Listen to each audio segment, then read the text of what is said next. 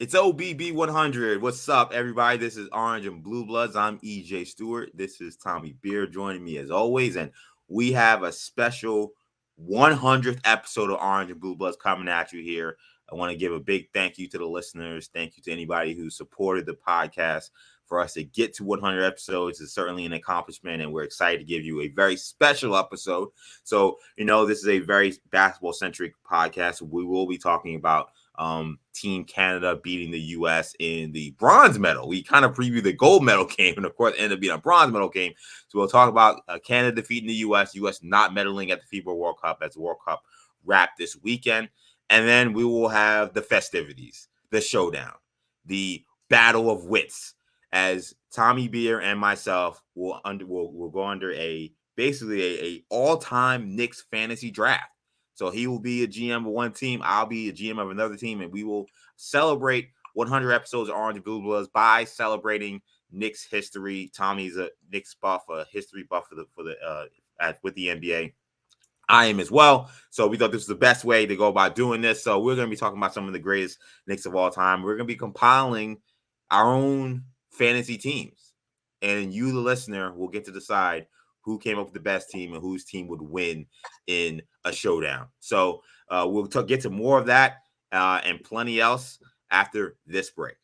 If your blood runs orange and blue, this is the pod for you. You're listening to Orange and Blue Bloods, hosted by EJ Stewart and Tommy Beer. Let's get to it, New York. As I said, Tommy Beer joins me as always. This is EJ Stewart, Orange and Blue Bloods, and Tommy. I'm very curious how this draft is gonna go. I didn't get much when it came to strategy for what Tommy's thinking. We'll get to how the picks laid out. I think even the way Tommy wanted to lay out the picks makes me think that he already has a strategy in place. But I'm very curious to hear what my guys got to say and how he's looking forward to doing this show with this draft later on.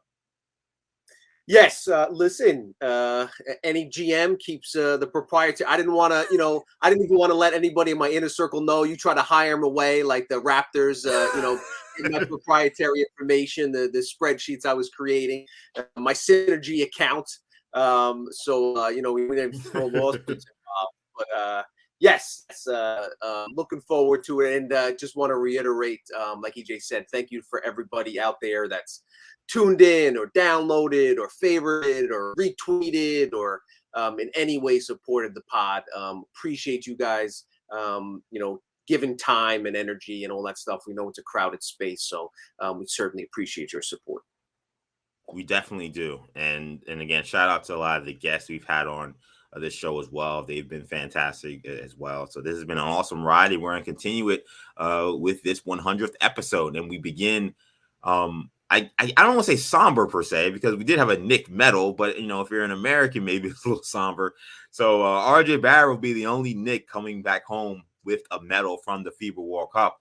Both the U.S. and Canada suffered defeats to the likes of Germany and Serbia, respectively, in the semifinal round of the World Cup. So they ended up battling in an epic showdown for the bronze medal. And you don't use the word epic with bronze normally, but this was a pretty epic game. So Canada, surprisingly, led by Dillon Brooks with 39 points, knocks off the Americans in overtime this past weekend.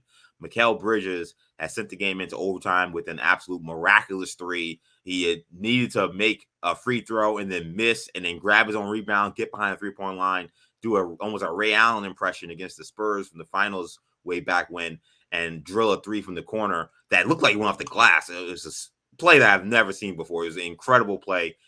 To send the game into overtime. You thought maybe the Americans would take that momentum into overtime, but Shai Gilgeous-Alexander, Dillon Brooks, and RJ Barrett, the Knicks' own, would not allow it. Barrett hit an absolute dagger three in overtime to help propel Canada to victory. RJ finished with 23 points. Shai Gilgeous-Alexander finished with 31. For the U.S., you had Anthony Edwards leading All-Americans with 24. I thought Canada did a really good job of trying to crowd him and get the ball out of his hands as much as they could. He still ended up with 24.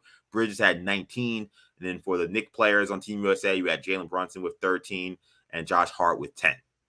So it's Canada's first medal in international competition in 87 years, which is kind of crazy to think about considering how much of an impact Canada basketball has had in our NBA world for really the last 10, 15 years. But it's been 87 years since they've medaled in any international competitions. So shout out to Canada for that. It's the first time since 1970 the U.S. has failed to medal in consecutive World Cups. Remember, they also finished 7th in 2019. So after the U.S. Was defeated, Shams Charania conveniently this Monday morning posting the report that LeBron James is interested in making a return to Team USA and is already has the commitments of fellow stars like Kevin Durant, Stephen Curry, Anthony Davis, and Jason Tatum to join him on Team USA for the Olympics next season. So a lot happened on the FIBA landscape this weekend. First, I'll ask you, Tommy, about the U.S. So they failed the medal. Obviously, that's a disappointment given this team had the most NBA players of any of the teams in this tournament. Why were they unable to play better? Essentially, is my question. They had the loss to Germany, and then of course you lose to Canada, a team that also was star-studded, but nonetheless a disappointment for the U.S. Yeah, listen, they lost 3 out of the last 4 games and gave up an average of 117 points per game. That's 40-minute games. That's not 48-minute games. So, in short, that's your direct answer. Defensively, they just weren't up to snuff, which ties into the issue we talked about previously, their lack of bigs. Jalen Jackson Jr., incredibly finished the tournament with the same number of rebounds as Jalen Brunson, half as many as Josh Hart. So it's just, he was basically their only reliable big, the kind of big that they were depending on to kind of buttress that back line and anchor the defense. And it made sense theoretically going into the tournament, considering that he was the reigning NBA Player of the Year. But as we noticed and as we've seen, as the USA probably should have known, skill sets in the NBA do not translate directly to FIBA. Perfect case in point is Jalen Brunson, a terrific ISO scorer, back guy down on the post, death in the mid range, etc. That's not what FIBA, that doesn't play to his strengths, where it's ball movement and sets and chemistry and cohesion, etc., as opposed to one-on-one scoring production. But yeah, I would say the 2 biggest issues for USA. One, it's not shocking that they lost. It's definitely surprising. They were obviously favorites. For them to lose 3 out of the last 4 games is not certainly what not anybody expected. But listen, the last 3, 4 MVPs have all been foreign players. It's not a surprise that the rest of the world has is essentially caught up to the NBA in terms of talent and production and size, etc. And the advantage that a lot of teams have is a lot of these guys in Germany, a lot of these guys in Lithuania have been practicing playing together since they're 12 years old, 14 years old, 16-year-olds, under 18 teams, professional ranks. They don't go to 18 different AAU circuit teams and 40 different colleges and high schools and G leagues and overtime, all these different kind of sects. It's more of there's definitely obviously more familiarity with each other. So for that and all, I think it's a combination of all those reasons and some bad luck. The USA finds itself without a medal.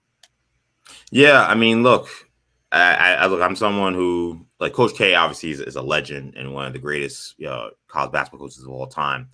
I think he does have some tendencies that are a little, I don't know. He can rub me the wrong way with some of the stuff he says and does, at least in the last, I'd say maybe 5 to 10 years.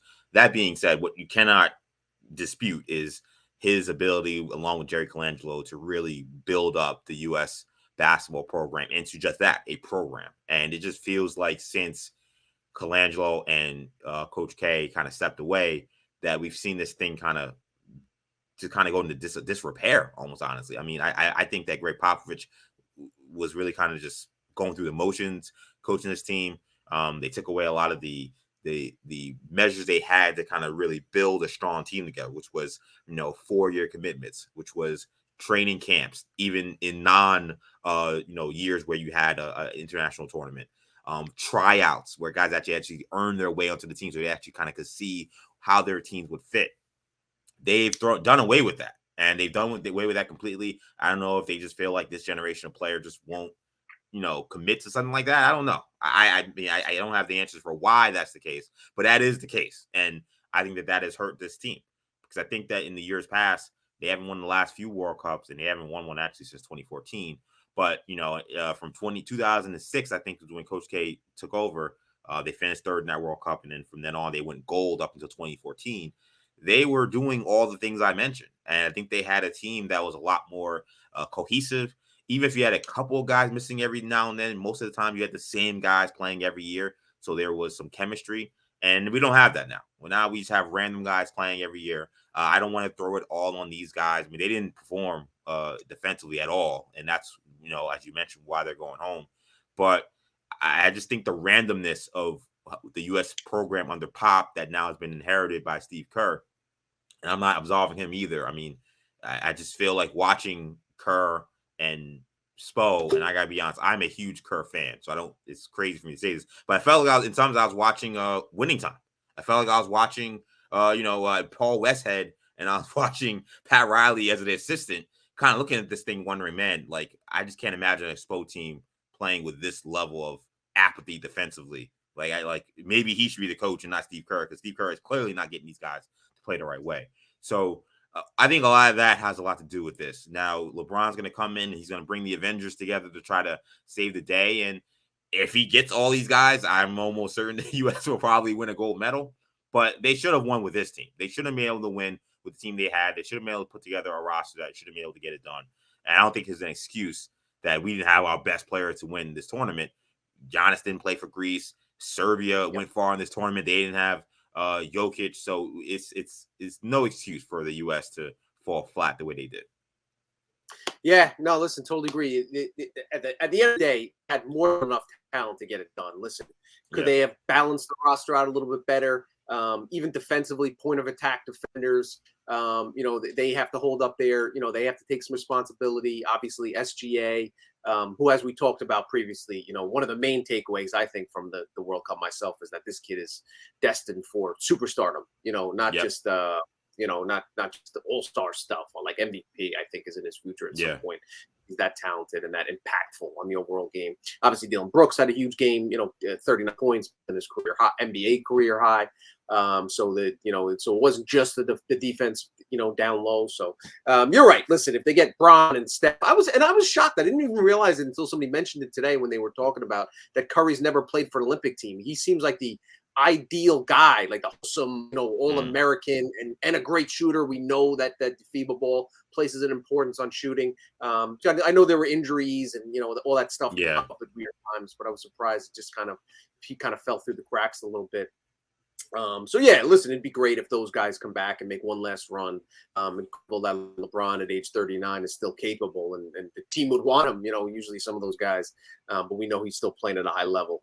It'll be interesting to see. They need better backline defenders. Whether it's Bam, and then just the kind of the secondary role players. It's interesting, and I wrote about it this morning. Of all the players on the team, on the FIBA team that could go to Paris next summer, a guy like Josh Hart may have a better chance of making the roster than Jalen Brunson. Absolutely. If they bring in the Currys and the Kyries of the world. So we'll see how that plays out. But maybe even a guy like Mitch Robinson, like that type of, solely, defensive minded, is, never going to play for offensively. He'll attack the offensive boards, where the Team USA got badly out rebounded against the Lithuanian, Montenegro, and finally, Germany and Canada. So, we'll see how it plays out. But, there's reasons for the defeat, but make no mistake about it. Tip your hat to Canada. They played the better game. And if the USA had, if that Bridges shot had led to a medal, let alone, imagine that was the gold medal game.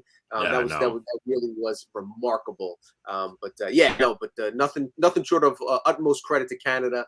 And maybe this will light a little fire under Team USA, and we'll have the redeem team to redeem the team, that the redeem team to the dream I team. know. We've kind of run out. We're gonna have to find a new name for this team, the rebound team, or I don't know. I don't know what they're trying to do. This team, they won a gold medal in the Olympics, that nobody thought they were going to win, really, because given how poorly they were playing under Pop, and then they lost in the World Cup. So what are you redeeming? I don't know. It's going to be very weird. I will say, and I gotta say it again, as I said on the last show, like RJ Barrett. This guy he steps up in big games. I mean, we saw it again in this game. He was aggressive. He shot the ball well enough. He was getting to the cup, and look, Canada was heat seeking at Austin Reeves and Jalen Brunson. But when Barrett had Reeves on him, it was right to the basket, and it was easy for him. So he put together a really strong tournament. I think if you're a Knicks fan, you got to feel good about where his game is at coming into this season. Shot the ball well, finished much better. So him playing against these Americans, no doubt he's one of the top 4 or 5 guys on the court in this game. So that's something to take home if you're a Knicks fan for sure. This tournament, it's so kind of I don't want to say bad news, but the not so great news takeaway from RJ is that the inconsistency was there. He was, That's true. Had a 4-point game in game 1 against France. Was 1 of 10, I think, in the third game. Yeah. Started the tournament out 3 of 10 from the free throw line over the first 3 games.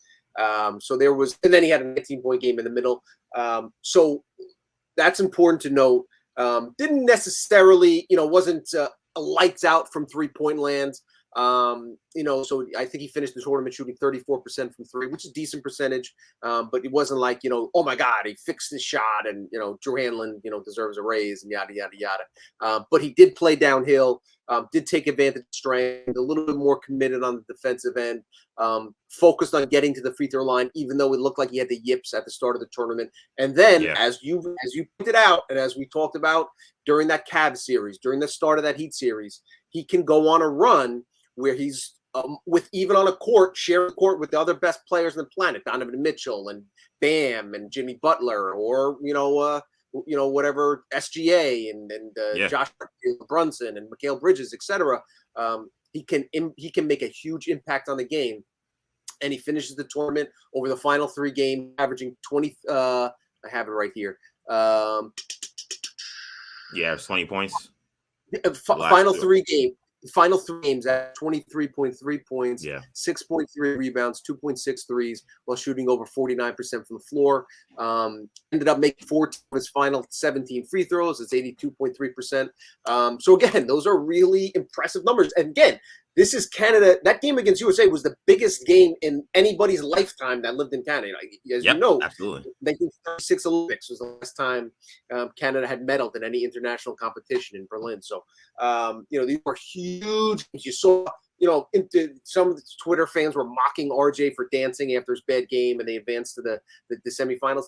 That game meant that Canada had advanced and qualified officially for the Olympics next year. Yes. Not a given for a country like Canada. USA, we take that stuff for granted. But for Canada, that's no guarantee. So he's such a divisive player because, for the folks that want to be really, really high on him, you can't really dispute that. He's only 23. He has these games where he plays so well. For other folks that say his floor is, his ceiling rather is a lot lower than some of the other folks, you can see where they're coming from as well. We try to present both sides of the argument here on this pod, and this is one of those situations where, depending on which glasses you want to wear, the rose-colored glasses or the RJ blurry glasses, you can make an argument for or against. But overall, the way things ended, it's hard to deny the fact that he's going to enter camp with a lot of confidence. He's going to enter camp with bragging rights when he sees Brunson and Hart and those guys. He was the second leading scorer on a historic Canadian team that won a gold medal. That won a bronze medal in an international and beat the U.S. And beat the U.S. in the ultimate game. So big props to RJ. We'll see again if he can consistently try to contribute. But you have to like, if you're an RJ supporter, you have to like what you saw these last few weeks. Yeah, 16.8 points for the tournament, 45% from the field, 37% from 3, 63% from the free throw line. Free throw line is the one that maybe looked like, how'd that happen? Again, he had some really bad early games in the tournament, but those other slashes you would take for sure if you're a Knicks fan. Yes. So credit to RJ Barrett. Congrats to RJ Barrett and the rest of the Canadian team and Team USA. Get your act together, man, because that what we saw was not good for this tournament. So it is the 100th episode of Orange and Blue Bloods, and we are celebrating 100 episodes, and it's celebrating this run by doing battle. Tommy and I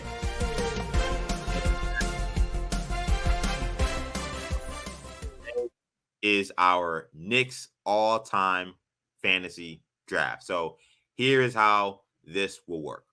We'll each have 10 players on the team. So we didn't do a 12-man roster. We're going to do a 10-man rotation. I know Tibbs likes to go 9. We want to give these guys some rest. So we're going to have a 10-man rotation of players. Okay?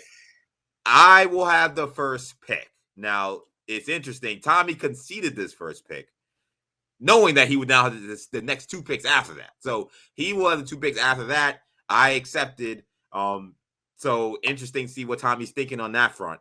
But either way, I'll have the first pick. Tommy will have the second pick and third pick. And then from there, we are using what I found online is the Tory draft algorithm, which is essentially an algorithm that you could put in however many teams you want. I guess it's for fantasy football or any other sport. If you don't know how to do draft orders and you're doing it manually, like you don't do it like on ESPN.com the way I would normally do it. It creates a draft order that is fair for however many people are in your draft. So I was like, well, how do you do a fair draft with just 2 people? And it came up with an order. So it's not necessarily just me. There'll be a couple times where Tommy drafts second 2 players. A couple times I'll draft 2 players, but we'll be following very closely as we go forward with this draft. So again, the way this is going to work, we're going to draft Knick players. Now they have to be Knick players in terms of the prime when they were a Knick. So what that means is, like, I can't draft the Dikembe Mutombo and say, well, I got Dikembe Mutombo, who was a 4-time defensive player of the year. Like, he was not that with the Knicks. He was old, broken down, and barely played. So it's got to be what they did in their Knicks career, and you're taking their best season or seasons, if you want, as a Knick. And we'll craft 10 players. We can make the teams however we want. I'm going to assume we're going to play under these NBA rules. So there will be a 3-point line. There will be a 24-second shot clock. And otherwise, I think that's pretty much all the rules we need. Tommy, any questions from you? Nah, I think you laid it out pretty clearly. I'm ready to roll. All right, we're going to get it rolling. So I have the number 1 pick in this all-time Knicks fantasy draft.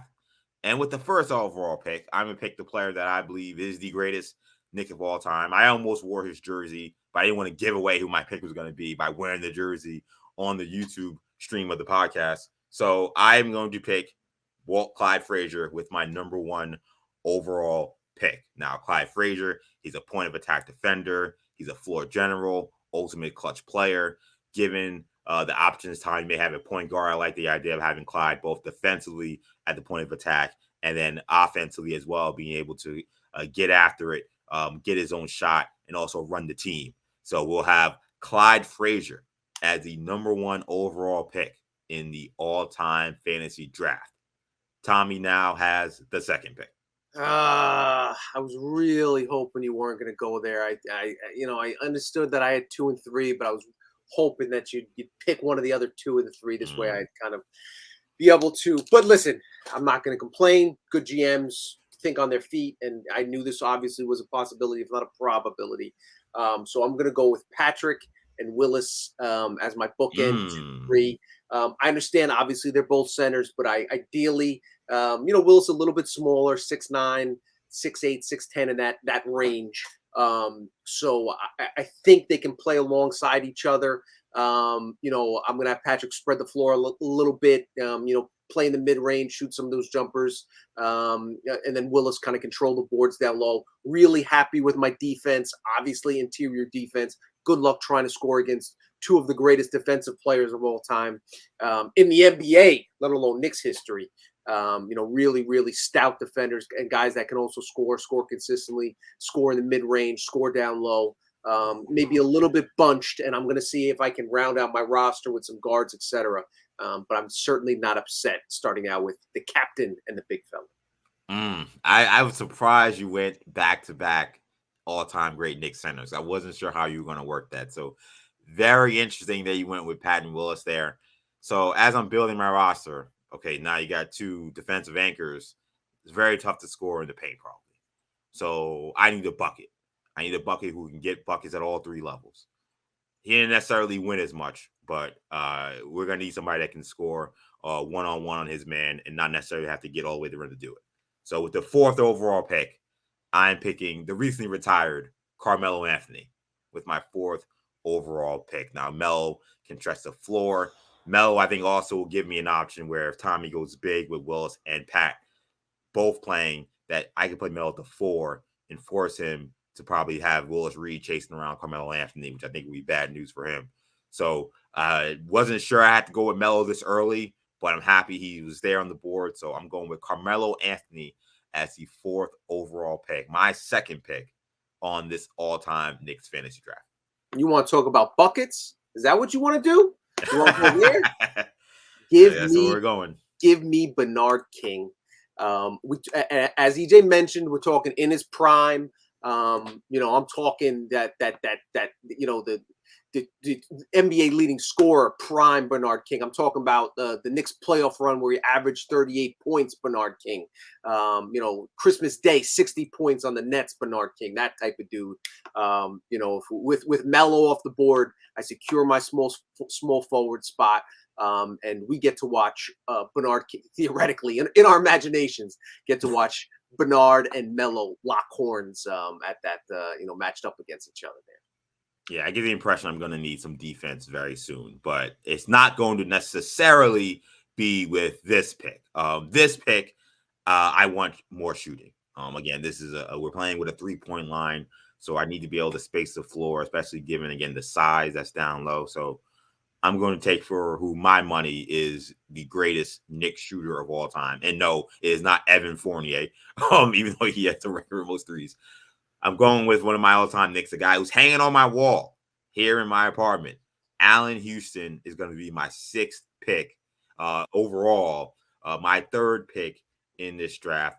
Now, Allen Houston, HBO, an absolute dead-eye shooter, a player that I think actually, if he was playing in today's game, would probably be a much better player, much more valued player. A guy who's played in big games, a guy who's played and made clutch shots, as we saw, obviously, against the Miami Heat in 99 first round, game 5. So I'm going with Allen Houston with my 3rd pick here. I needed to get a shooter, a guy who I can rely on to spread the floor, and I think H2O is going to be able to do that. You go back-to-back here, EJ. Yes, so I go back-to-back. Yes, I'm looking at the order here. So I got my shooting there. So now I think we need to get some size. We need to get some size. And as I've said, I've been trying to figure out how I'm going to space this floor.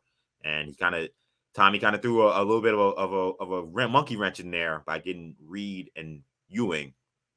So I'm gonna go with a little bit of a off the beaten path pick here, but I'm gonna go with the great Jerry Lucas to be my next pick here, the 7th overall pick, my 4th pick.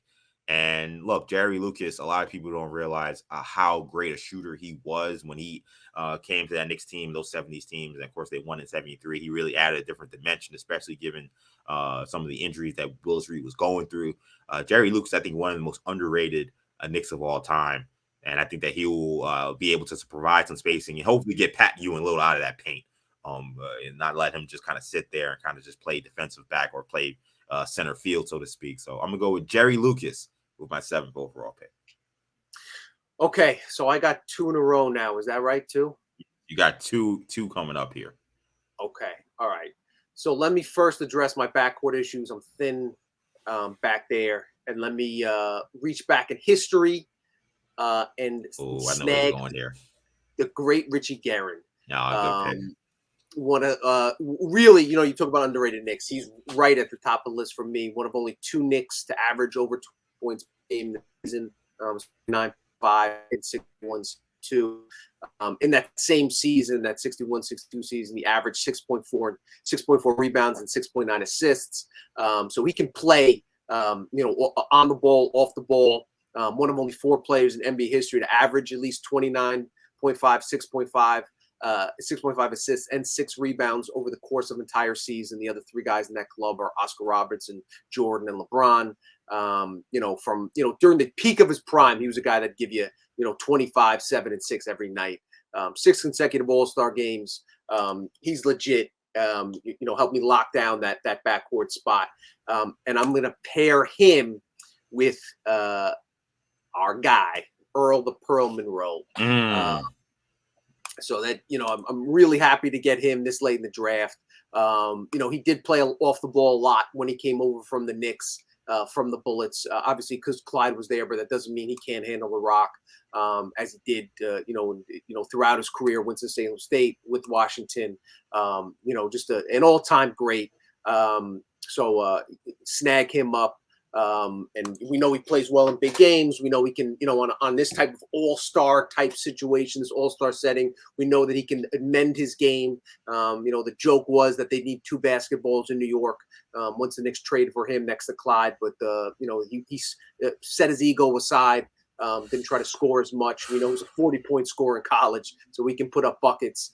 I'm pretty happy with my 5 right now. Yeah, those are 2 really good picks there. Richie Guerin, again, one of the all-time greats. So EJ, you got 2 picks in a row. Yes. Let's pause after this 10th pick before you make your second pick, and we'll break down our first 5 picks and then we'll go from there. But that'll make sense. So I'll make sense. So we'll get to 10. Yeah. So I'll do my 10th pick here.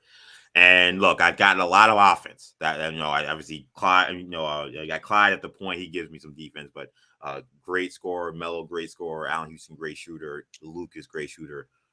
We need some toughness. We need some physicality, and I think that's where we're gonna go with these picks coming up here. With the first one, I'm gonna go with a guy who I think really changed the course of history for those 1970s teams when he came over. I'm going with Dave DeBusschere. Great Dave DeBusschere. That's the best value pick so far in the draft. Getting DeBusschere. Yeah, I'm getting Dave DeBusschere, a Hall of Famer. He's the 10th pick overall in this draft. And I would have picked him sooner. I just had too much size up front, but good pick. Yeah. I saw him slipping. I figured I had some time before I could get him off the board. I felt if I waited any longer past these next 2 picks that he would probably be gone. So I'm going with Dave DeBusschere, a guy who was a double-double machine, an excellent rebounder, hard-nosed player, and a leader. I think this team may need a guy like Dave DeBusschere in the locker room as well, because you got Clyde, who's a great leader, but he's cool. Carmelo's kind of cool. Jerry Lucas, kind of a silent assassin. We need somebody kind of like, ruffle some feathers there. And I think Dave DeBusschere is the perfect figure to do that, not just on the court with his physicality, but also in terms of as being a team leader on this team. So Dave DeBusschere, in many ways, as Clyde and a lot of those guys mentioned, when he came over, it really kind of changed the course of history for the Knicks. So I'm going to give the late Dave DeBusschere his flowers. I'm going to pick him 10th overall in this draft. So as Tommy said, your first 5 right now. So my first 5 picks. So we got Walt Clyde Frazier. He went number 1. Number 4th pick, I have Carmelo Anthony. Maybe it'll surprise some people, but I needed shooting. So I went with Allen Houston at 6th. 7th went with Jerry Lucas. And for my 10th pick, I went with Dave DeBusschere. That's a strong first 5. You got Clyde and H2O in the backcourt. Yep. Then you got DeBusschere and Melo as your forwards with Lucas Man in the middle. That's a strong 5. I'm not gonna lie, bro. But yeah, but I'm looking at this. I'm still looking at this Willis Reed and Patrick, wondering what the hell is gonna happen on these baskets. Listen, we're gonna rebound a little bit better than Team USA did. That way. Yeah. Yes, you could definitely say that. So I got Pat and Willis, my first 2 picks. I can space them out. I can have Pat coming off the bench. I can have Willis coming off the bench, depending on how we want to play it, depending on how we round out this roster. So we got 48 minutes, and obviously they'll play alongside each other. Then I went with Bernard King, and my backcourt so far, I got Guerin and Earl Pearl. So we'll see how it plays out. So EJ got 1 more pick, then I go 2 in a row. Yeah, so as I mentioned, this team needs toughness to deal with the interior presence that's there with Ewing and with Willis Reed. I don't know. I think he was going to go much later, but just given the team that Tommy's drafting, I just want to get him now just so I have him. So with the 11th overall pick, I'm going with another power forward. Going with the great Charles Oakley. Charles Oakley is going to go 11 here. Look, I think Charles Oakley, the current Charles Oakley that we've dealt with in his beef with James Dolan, I think he is shown as many clown tendencies as James Dolan in some of this stuff, but no one could question the kind of heart Oak played with. The guy was one of those guys that you thought would rather die than give up a basket. That's how physical and how tough he played. A rebounding machine, an unselfish player. underrated passer as well. So given the lineup that they have, I feel like I have to have Oakley on my roster. He's going to have to get minutes playing defense. He's going to be coming off the bench most likely, but I want to make sure I got him. So Charles Oakley is taken off the board here for me with the 11th overall pick. Good pick with Oak, but listen, he said some things about Patrick that yes, he did. So Mr. Ewing and Willis got something for him if you want to play so. Tough guy, you know. All right, so I got 2 in a row now. Is that correct? Yes, you do. Okay.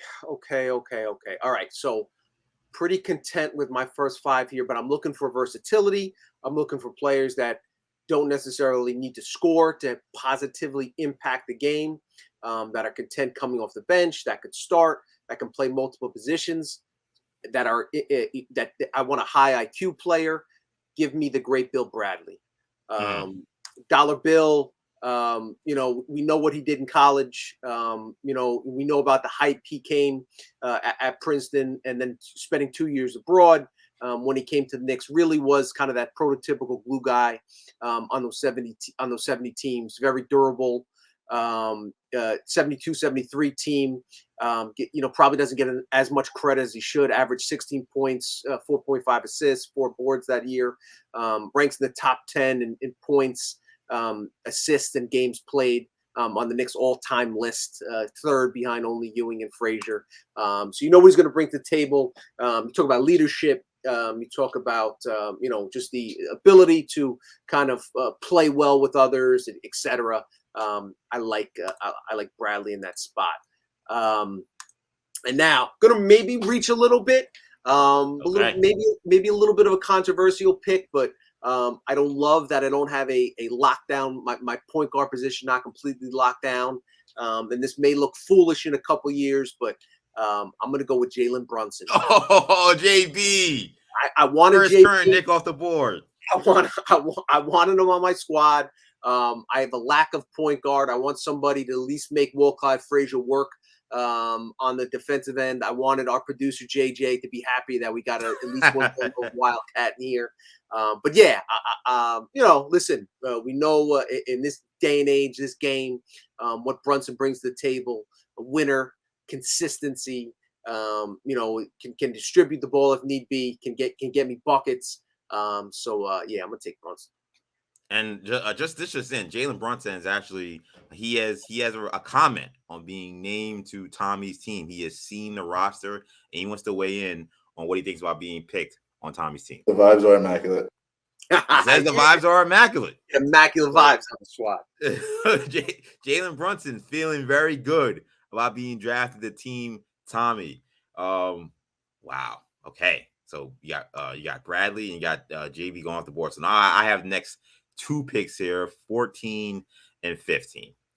Okay, so we need a shot blocker.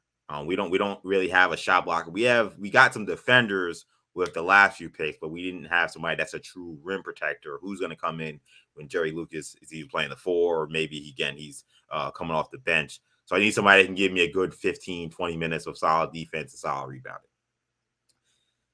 And it didn't end well in New York, but his early time here, he was a really good player. He was an all-star defensive player of the year. So I'm going to put Tyson Chandler on this team. I don't know how Carmelo is going to feel about this, given the word is that those guys did not necessarily get along that great in their last year. But Tyson Chandler, when we talk about prior to this recent Knicks team that advanced past the second round, we talk about the last Knicks team, the Knicks tape era, New York Knicks. Tyson Chandler was an indispensable part of that team, as I mentioned, a defensive player of the year, a great shot blocker, an excellent rebounder, an unselfish player, a guy who's an NBA champion. So again, this is not going to be somebody who's going to be afraid of the big moments and the big spots playing against great players.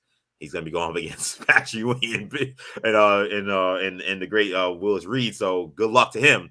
But I need somebody who can defend at a high level. So I'm gonna bring Tyson Chandler on board. He's going to be pick number 14 for me. I need another wing on this team.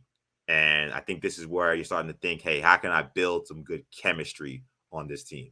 These 2 guys helped really kind of carry that Knicks team in the late 90s, early 2000s as the pairs on the wings. So why not pair them again on this squad. So Latrell Sprewell is going to be Oh. my next pick, the 15th overall pick in this draft. Spree can play the 2. Spree can play the 3. Spree's another guy that is absolutely fearless. So playing against the likes of other all-time greats is not going to scare him. He's going to go out anybody he's going up against. And again, another guy who's played in the absolute biggest spots in this franchise, with the exception, of course, of winning a championship. He's played in the NBA Finals. He's taken his team to the NBA Finals, obviously winning an Eastern Conference championship with the Knicks. So I like Spree's just dog. Again, you need to get some dog on this team. I think we've added that with some of the guys we've picked after our top 5. We had the top 5 pick, a lot of skill. Now you got like Oakley, and now you got Tyson Chandler. Now you add Latrell Sprewell. I think it adds a little bit of an extra oomph to this squad. Again, a little dog that the team needed. So I'm pleased to add Latrell Sprewell to this squad as the 15th overall pick. Okay, solid pick. I get just one here, and then it's back to you, and then I get 2. Yes. So, let me add a little bit. I haven't really addressed the power forward position since early in the draft, and don't necessarily have a true 4. Let me go with Harry the Horse Gallatin. Good one. With my pick here, one of the best rebounders in the league during the entirety of the 1950s. Averaged over 15 points per game in 53, 54. Incredibly durable, played in 610 regular season games in a row. Played well in big games, was an important part of a Knicks team that advanced to 3 consecutive NBA Finals from 51 to 53. So a winner. Add depth along that front line. Another, I have plenty of scores here, so a guy that's willing to do dirty work, rebound. Give me the Horse. That's an excellent pick there. Okay, so I need. I'm going here. You got one pick. You got one pick now. So I need a backup point. So I got Clyde. He's taking Jalen Brunson. Tommy has, and he's also taken Earl the Pearl. I'm torn on which guard I want to take, but I think I know what I'm going to do here, because I think this is a team that, again, is going to need defense, and it's going to need probably some positional versatility. And I think that whenever we rank all-time Knicks or kind of put together all-time Knicks lineups, he gets forgotten about, and maybe for good reason, but I think that he's a guy that absolutely would fit in these kind of teams. So Michael Ray Richardson will be the 17th overall pick in this draft. Michael Ray Richardson was an absolute hound defensively. When I think he's the all-time steals leader in terms of per game for the Knicks. Of course, substance abuse kind of took away what should have been a great career, but he was an absolute star for the Knicks, a triple-double threat. He was 6'5" guard, so a big guard, so he'll have no problem. Maybe he can even give some problems to someone like Jalen Brunson coming off that bench, if he's coming off the bench, or maybe he start next to Earl, depending on how Tommy's going to do it. I like the idea of having a defender. I was close to taking another Knick guard, a New Yorker, but I decided that Michael Ray Richardson is going to be the guy that makes sense for his defensive prowess and his ability, again, to get everybody involved as a triple-double threat. So Michael Ray Richardson is my 9th pick overall, the 17th pick overall in this draft. When I took JB, the other 2 guys I was thinking about was Mark Jackson and Michael Ray Richardson. There you go. Those are the, and you're right. Richardson, 79-80 season, led the NBA in assists, over 10 assists a game, and steals. He's first team, all defensive first team twice. And as you know, he's second in the NBA all-time NBA history in steals per game, 2.6. And first in franchise history. Just a great all-around player when he's healthy and all set. All right, so I got 2 now. Yes, these are your 2 final picks of the draft. I need 3-point shooting. I don't really have a 3-point marksman. I also need feistiness and energy and 90s vibes and somebody's willing to come off the bench. So I'm going John Starks here. Defensive, he's a guy that can contribute defensively, can light it up when he's going well. If he's struggling a little bit, if he's 2 for 17-ish or something like that, we have somebody better than Rolando Blackman to come up. I say, where's Rolando? To replace him. So we'll ride him when he's hot, and when he's not, he can cheer from the sideline. Got the poster over there. Stark's one of my all-time favorite Knicks. Nice. Right near the top. Happy to have him on the squad. So we'll go Starks there. And this is my final pick, right? Yes, it is. All right. So plenty of talented names. Let me get a look at who. I don't think I necessarily need a specific position. I got a couple point guards. I got two shooting guards. I got some forward depth. I got obviously plenty of center. So should I go with somebody I like? Somebody. Let me see here. Tommy's got to call up the head coach of this team. I don't know, is Tibbs coaching this team? You got to call the head coach, get some input on what the team needs to finish out the roster. Let's go. I don't necessarily need another point guard. Let's go with the highest ranked guy. I'm like sitting here thinking, like, if he takes my last pick, I will be shocked. But I don't know. He might. I have no idea. I'm gonna go with Dick McGuire. Okay, good one. You know, in the conversation of greatest Knicks point guard, he can play a little bit off the ball. Yeah. 5-time All-Star. Led the NBA in assists multiple times. You know, we know about his basketball mind in terms of coaching and you know, his love for the game. There's obviously a lot of other directions I could have went, but I wanted to go a little bit small, and somebody with a proven track record of success collegiately, professionally. So let me get Dick McGuire. Okay, so I have the final pick in this draft. And I feel pretty good about this team. And part of me kind of wonders, maybe I need another laser as a shooter. But I'm going to say I'll be good with the guys I have. And this guy can make shots. He definitely can make threes. And he can make shots. I think I just need a real six-man. I need a guy who can come off the bench and just go out there and just get buckets for me, maybe when things aren't going well. Or, again, when Ewing and Will Street are manning the paint and manning the middle. He's one of my all-time favorite Knicks, and he's the only Knicks that's going to be taking on one of these teams that was really terrible during this new millennium. I'm taking Jamal Crawford with my final pick. Jamal Crawford is going to be the final pick of this draft. He's going to be the 10th man on this roster. Again, Jamal Crawford. This is a guy who I watched score 50 points on Dwayne Wade in a Knicks uniform. This is a guy who, at times when he gets hot, he gets nuclear hot. So I know he's not much of a winner really at this point of his Knicks career, but I think playing alongside some of these other guys that won championships, a Dave DeBusschere, a Walt Clyde Frazier, I think that'll be good for him. And then he's going to be playing on a bench unit where not necessarily guys that need shots to impact the game. Oakley doesn't need shots. You know, Tyson Chandler doesn't need shots. So we need somebody to come in and just light it up. And I think that Jamal Crawford will be happy to play a 15, 20-minute role where he's coming in and he's just gunning. And I think given some of the guards that Tommy's put together on his team, I think that Jamal Crawford would be able to score on some of these guys. I think he would be able to score on Richie Guerin. I think he would score on a Dick McGuire. So I like the idea of having Jamal Crawford coming in there, just trying to jack up shots while these other guys are, you know, Oakley's throwing elbows and locking down guys, and Tyson Chandler is man in the middle. So maybe a surprise pick to some, but I have Jamal Crawford as my final pick in the all-time Knicks draft.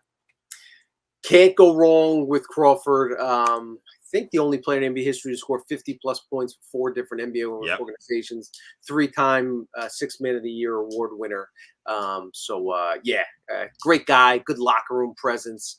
I can't be mad at that pick after that. Yeah, and I think one of the best handles ever, and maybe the best left to right crossover ever, because people seem to forget when we talk about guys with the best handles. Jamal Crawford, a fantastic ball handler. Also allows me, again, to talk about the positional versatility. I can move Michael Richardson off the ball at times, and Jamal Crawford can handle the rock playing the one. So that is the final roster. So I'll list off my roster, and Tommy, I guess you can list off yours. So I have Walt Clyde Frazier. I have Allen Houston. I have Carmelo Anthony, not in that order. Carmelo Anthony was second pick. Alex is my third pick. Then I took Jerry Lucas, Dave DeBusschere, Charles Oakley, Tyson Chandler, Latrell Sprewell, Michael Ray Richardson, and Jamal Crawford. Now, our producer Jimmy says we should commit to a starting lineup. So I will put out my starting line, but I have no problem doing that. So starting at the 1, you will have Walt Clyde Frazier. At the 2, you'll have Allen Houston. Starting at the 3, at the 3, I think you're gonna have Latrell Sprewell, like I mentioned before. So, oh no, sorry, Carmelo Anthony. No, we're going to go Carmelo. I was thinking about maybe Melo 4, but I'm gonna go Carmelo to 3 because I can't have Dave, and I gotta have someone coming off the bench at 4. So I'm gonna call Carmelo to 3. David Bush is gonna play the 4, and part of me is one. You know what? I'm gonna start Tyson Chandler. So Jerry Lucas is gonna come off the bench. He's gonna give me some shooting off the bench. Tyson Chandler may be one of those starters that only plays 15, 20 minutes and gets a lot of fouls. But I need him starting the game on Patrick Ewing and Reed coming off. So I'm gonna start Tyson Chandler, and then Jerry Lucas immediately kind of becomes my 6th man. He probably gets the bulk of the minutes for this game. He probably closes most lineups. So that's my starting 5. So I got Clyde. I got started 2 Allen Houston. Then I got Carmelo. I got Dave DeBusschere, and then I'm gonna go with at the center position Tyson Chandler. It's a good 5, man. I'm not gonna lie, that might be a little more well balanced than my squad. All right, so listen, I got Ewing and Reed. I can't not start one of those guys. So I'm gonna start Willis at 4, Pat at 5. And see kind of if they, we'll play a couple games, see if they feel comfortable with each other, and then we can adjust accordingly. We'll start off with those 2 guys as kind of the building blocks of squad. Bring Bernard King at 3, play Richie Guerin at shooting guard, and then we'll bring Earl off the bench and have Jalen Brunson as my starting point guard. Interesting. So Jalen Brunson is starting at the 1. I kind of like the idea of Earl Pearl coming off the bench because he can play either spot coming off the bench. Totally, he's like locked into little IQ-ish in that respect. Yeah, because some ways you're kind of locked in to him you're locked into him at the 1, starting it at the 1, where JB comes in. He's coming. So I like how you did that. I like how you did that, man. I think this would be a great matchup. I think for one, again, how the front court would play out with Ewing and Willis Reed against a front line that has Tyson Chandler, but I mean, it's Tyson Chandler versus Patrick Ewing. I'm not sure I feel great about that. And you got, DeBusschere having to guard Willis Reed, all the toughness in the world. And, Willis Reed not the biggest center, so he's not going to be completely dwarfed, but, Willis, of course, will have that size advantage too.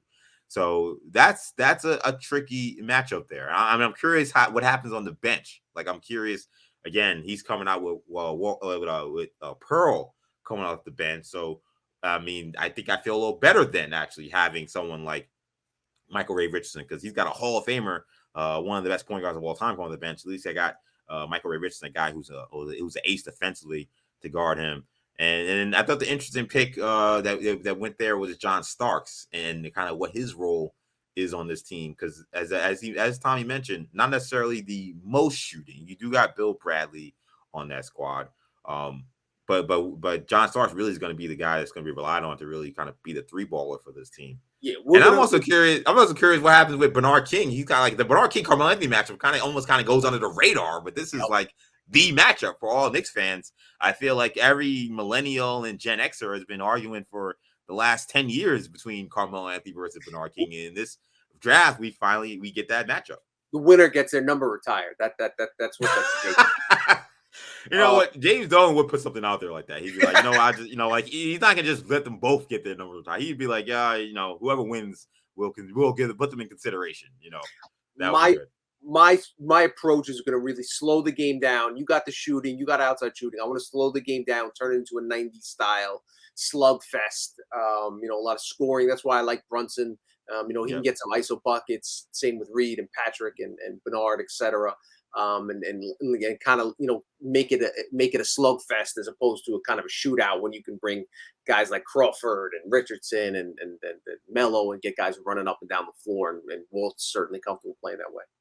And by the way, if you're watching on YouTube, we have this scroll of the first round results below, so you get to see how this draft went. Now, I think it's important to note, again, we did a 10-man rotation, so we don't have a full 12-man roster here, but there are some players that obviously missed the cut of making one of these squads. They're all obviously all-time Knicks. We all love all these guys. So it was very tough not putting some guys on the squad. So you mentioned Mark Jackson.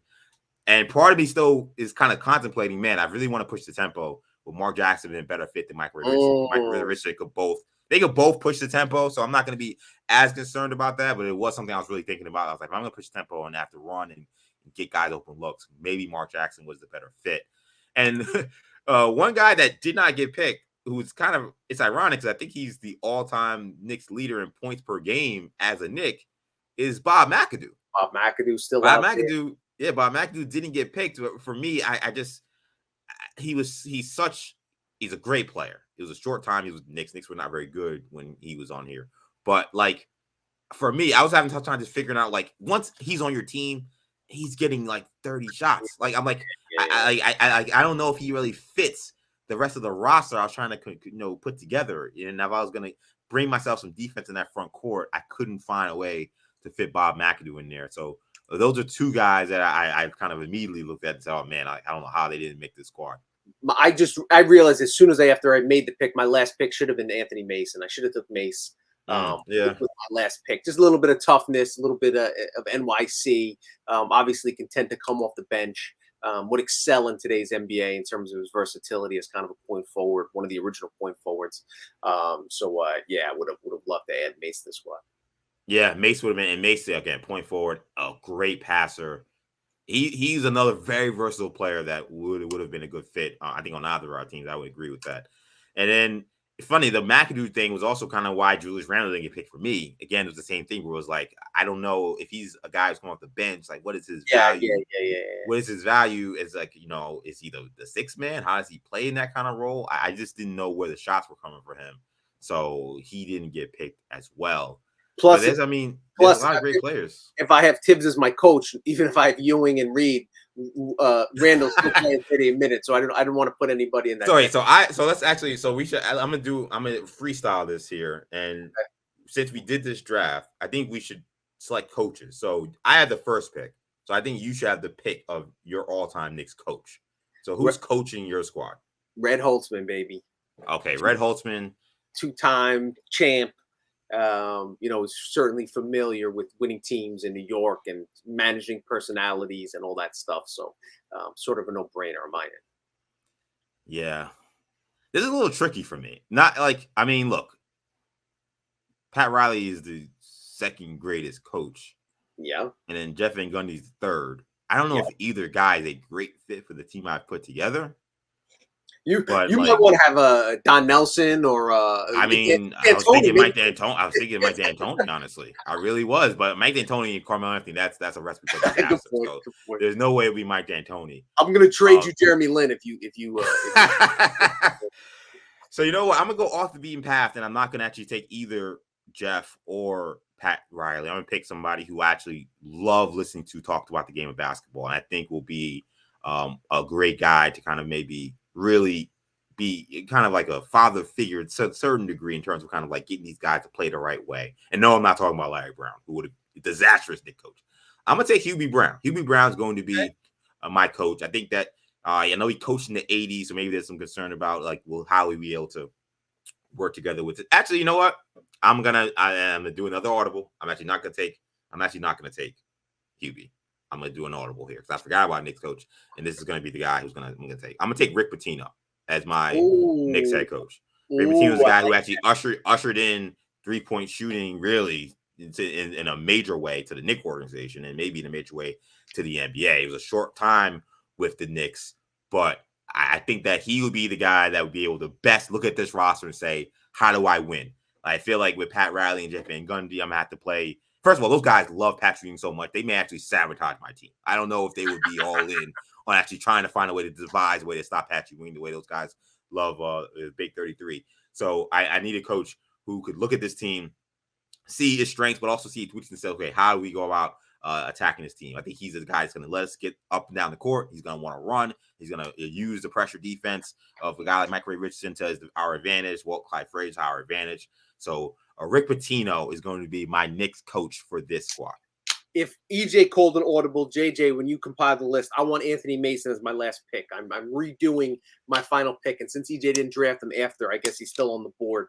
So you can replace. I forgot. It was McGuire, right? It was Nick McGuire. I'm gonna take Mace and add that. So Nick McGuire he's been cut. He's been cut in training camp and an undrafted free agent, just like in Mace's history. Have a Queens representative on it. Would Phil Jackson have been eligible to be a coach / a player coach? That's a way. Question. I don't think he should. I don't think he should be. Because like he didn't coach the Knicks, you know what I'm saying? Like we're going with Knicks players. I think he would have had to have coached the Knicks. I mean, he would have been definitely my pick if I would have had a choice of coaches. So and then we got the alert there for those who who are watching on YouTube. Dick McGuire, who was drafted, and look, this happens. Sometimes you get drafted in the second round in the NBA and then you don't make the squad. Woj just tweeted it, so it is an official Woj in draft Woj bomb.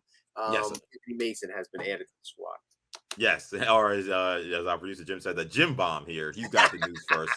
It is a move by Team Tommy. So Dick McGuire, who was drafted, has been cut, and now Anthony Mason has been added to the team. So that does add a different element. Now, Mason and Oakley coming off the bench, I'm sure there will be some flagrant fouls and maybe some ejections in this potential game with those guys playing opposite each other. If you ever read Chris Herring's excellent book, Blood in the Garden, you'll hear about how just how tough, that's the word I could use, these guys were. So overall, I think that this went around pretty well. I think that this is going to be an interesting thing. And as I mentioned, we're going to put out the rosters. We have our starting lineups as well. So we'll have the starting lineups up as well. And you'll be able to decide who would win. Do we want to put this, and I'll ask you, Tommy, live here. Do you want to, let's say, we want to make this a 7-game series? I think maybe one game is unfair. It's NBA. Let's say, which of these teams will win a 7-game series? Do you think that works? I like that. Yeah. So we'll put it out on social media. If it's not on WFAN's Twitter, it will be on one of our Twitters, and one of us will retweet. It will be out there, and we'll have a poll, and we'll ask which of these teams would win a 7-game series if they did battle. So you got Team Tommy, you got Team EJ. We want to know what you guys think.